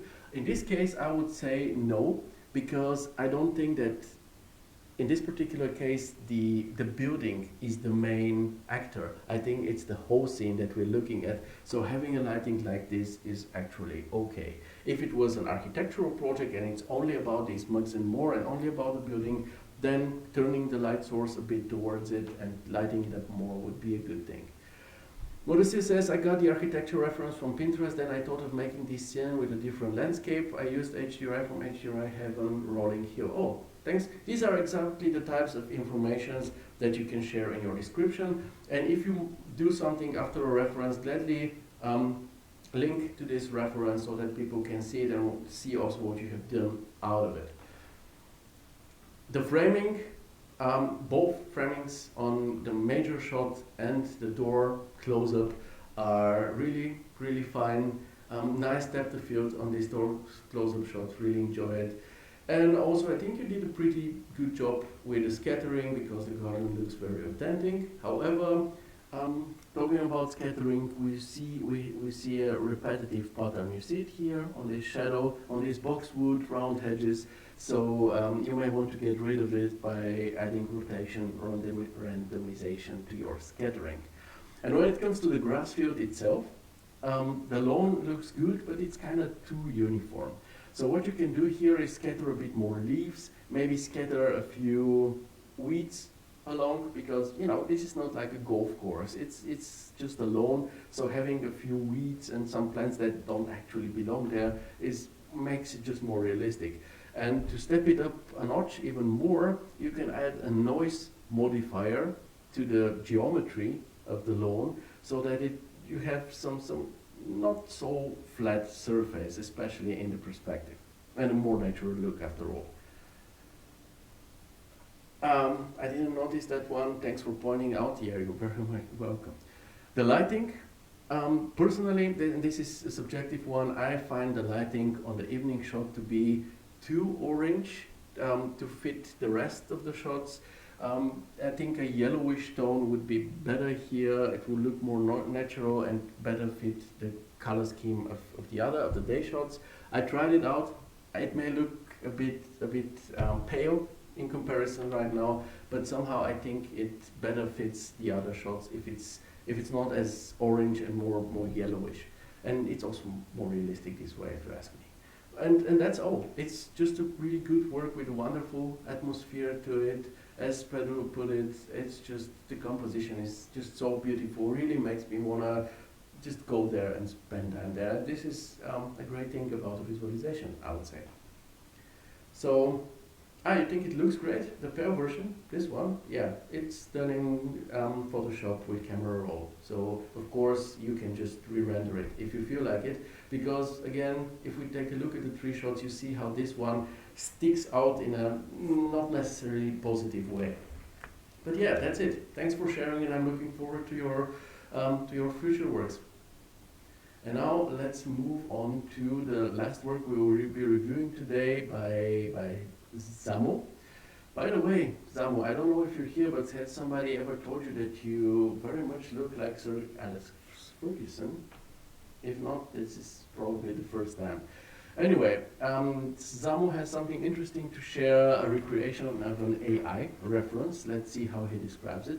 Hello everyone, I recently redesigned an AI-generated image I found on Pinterest and recreated it using 3ds Max. Here is the result. This is my 4th or 5th week working with 3ds Max, so any advice or feedback would be very helpful to me. Thanks. Cool description. Nicely explains the project's background, that it's created after an AI image, and also your proficiency level. You've been working with 3ds Max for a month now, so yeah, we cannot really expect much, or maybe we can. Let's take a look at it. Just in future, please make sure to mention the render engine that you've been using. I asked you and you said it's Corona, but yeah, gladly add it to your description. Now, the general impression I have from this project is that you actually did a really good job in turning an AI reference into an actual, real-looking concept, and that's a good thing. The design here is definitely the eye-catcher, mostly because of this blue-tinted monochromatic color palette. You know how nowadays most concepts are, you know, beige, warm gray, brown, white, stuff like this. So having a dominant, saturated color. I mean, it's not very saturated, but you know what I mean in comparison to the others. It is definitely sticks out. And also, speaking about the architectural design itself, it seems rather cozy and welcoming as well. So yeah, I like it a lot. Let's take a closer look at the modeling. You said you're fairly new to it, but when we take a look at this shot, it doesn't really show, which is really, really great. Looks like a really solid final image. We can of course inspect the clay model that you shared and see, there we'll see some small issues that can be easily fixed, and I'll tell you how. Just let me take a look at the comments. Pedro says, I love the texture on the metal roofing too, very realistic.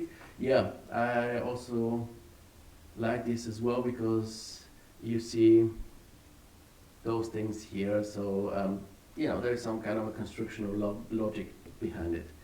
Mudassir said, I used Corona layered material blended with Corona curvature and other scratch texture. Well, it looks amazing. Okay, back to Zeno and to this clay model. So what we see here immediately is that the blanket is clipping a bit through the floor rug. There are a few ways to fix this. You can just select those vertices down here, use soft selection and then pull them up. Or probably the more elegant and flexible solution is to use a polyselect modifier on this blanket.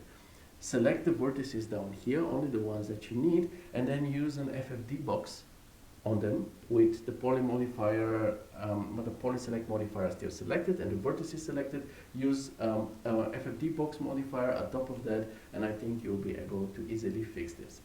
Also, we have this sideboard clipping through the floor. I guess you did this because you wanted, or use Tyflow. Abdi is here, of course, use Tyflow. This is another thing, but for somebody who just started using 3ds Max, I think Tyflow will be an overkill for now. Maybe after 2 or 3 months, he can also add it to his, you know, instruments. Pedro says hotkey Alt and 4 to shift those vertices is a very quick way to adjust this. It's on the ribbon. Great. This is why we do this as a live show and not as a recording because of things like this. Okay, so I think those sideboards you pulled down here because you wanted them to match the height of this rack here, but this is not the way to do them. You just don't clip them into the floor. What you need to do is just to select the vertices and just pull them up until they're above the floor as it should be, and then you fix your geometry and your poly object. And when it comes to your general geometry, looking at this, it seems like you maybe work with booleans or with extended splines. I cannot tell, but what I would recommend to you is try working with quads as much as possible and with continuous surfaces as well. This makes it easier to later use other modifiers atop of those surfaces, such as the chamfer modifier, for example, and you definitely need to use a chamfer modifier on your edges for more realism. This is just the way it is, because if we take a look at real life wall and a baseboard, as you can see, both have a certain amount of chamfering to them, and the edges on them aren't like completely sharp. Surely on the baseboard the chamfering is slighter compared to the wall, where you can definitely see it, but still you need this for more realism. Material wise, I think that everything looks pretty nice. The materials go together well. We have more or less a complementary color scheme because we have this blue, and on the opposite side of the color we will actually have something like orange, yellow.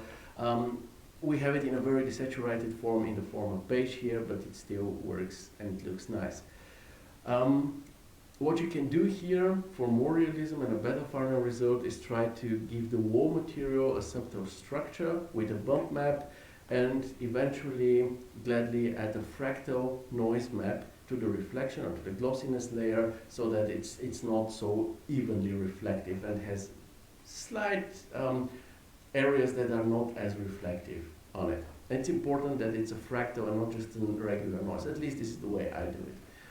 And the other thing is, consider giving your carpet a softer look. You can do this by taking away some of the reflectivity and glossiness of it, and also using a stronger bump or a slight displacement. Framing-wise, I think the framing is very solid. In the original, it's very similar to the original shot. I like it.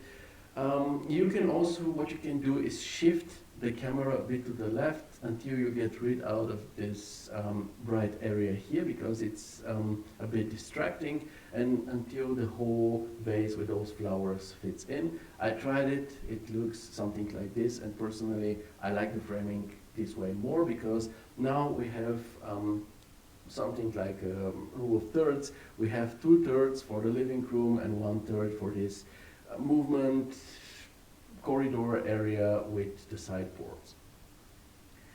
Lighting wise, to me the lighting is one of the major qualities of this work. First of all, it creates functional zones, because this one defines the living room zone and this one defines this, again, corridor, whatever this is. And secondly, it adds mood and atmosphere to the whole thing, because the image becomes visually exciting. Just look at those bright and then dark areas, the highlights, the midtones, the shadowy areas. This makes the image look unique and exciting. You know, I often see this done by artists, that they will just crank up the illuminational values of those ceiling spots up to the point when everything becomes uniformly lit, like it's a bright summer day, and then they'll post the image and say, yeah, it doesn't look quite realistic, why do you think, what's the reason for it? And this is exactly the reason, because with this uniform lighting you take away all the visual excitement and you just leave this uniformly lit spaces that look flat and like that. So yeah, this is a very nice thing. If you want to leave the framing like this, however, make sure that your background is more than just Corona Sky horizon line, and just use an HDRI to override the background slot in your render settings, and that should be it. But nevertheless, with all of this being said, it's a great reproduction demo. Just my advice for the future: instead of recreating AI or renderings, go for photography, because photography still is the closest that we have to reality. And now, let me just quickly check what Abdi says. I know some good tutorials that can help the beginners as well. Feel free to check them. Yeah, Abdi's tutorials, definitely feel free to check them. They're really, really beginner friendly. Now, it's time for the inspirations. First of all, I want to show you this short movie. Let's go with a tutorial, even though it's not really a tutorial, it's more of a workflow overview. This is something Amit shared in the group. It's the creation of the Dune City project by Stefan Hempel. Why is it inspiring? Well, because when seeing something like this, I will just go back to the beginning. When seeing something like this, we assume that's a part of some Hollywood $1 million budget project that takes forever to create and needs a huge team of tons of people who are absolute professionals to do it. But actually, it was 2 people that did all of this, and it didn't take forever. And yeah, it wasn't also that difficult to pull off. Why? Because they used a lot of tricks. So first they share their sources, it's great to see, but they used a lot of tricks. For example, kit bash models for the buildings, so they didn't have to create the buildings themselves. They used ready-made models. Then they used procedural textures with randomizations on them, so that there is no visual repetition on the objects that we see in the movie. Also, they use different pieces of software, so the whole topology isn't done in 3ds Max, for example, but with Gaia. And I think this is the easier way to do so. Same with Speed Tree in order to add randomization to the trees. So yeah, and of course they have used a lot of visual trickery. As you can see here, I will again rewind. I'll again rewind here to the beginning. So you see, it's pretty much zoomed in so that we don't see too much. Also, we have distance, haze, we have fog and things like this, which just cover up the absence of further model in the distance. So I hope this inspires you to try out something new, something that you may have considered to be like extremely difficult to make, because it looks exciting as it does here. But in the end of the day, things like this don't necessarily need to be really difficult to pull off. And I think it's important to be courageous to try out things, because I see a lot of artists who don't have the self-esteem to do so, and they try to keep to their bedrooms and living rooms.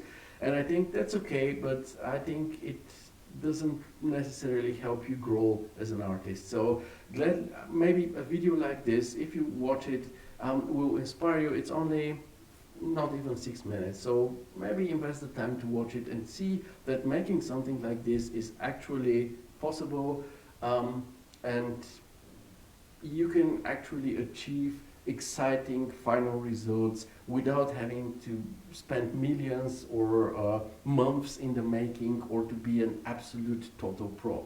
So yeah, this was the first inspiration, and as for the second one, it is this image. It's a part of a kitchen project shared by Flatson. Here you see the other two images, but it's this one that I wanted to share with you the most. Why is it inspiring? First of all, it's a great example of the importance of emotionality and storytelling. And also, again, today is the 30th show, so I think we have a good reason to say cheers, right? So let's compare this shot to the other two shots, okay? This is the first one of the other two, the second one, and then back again this shot. So tell me which one sticks out the most.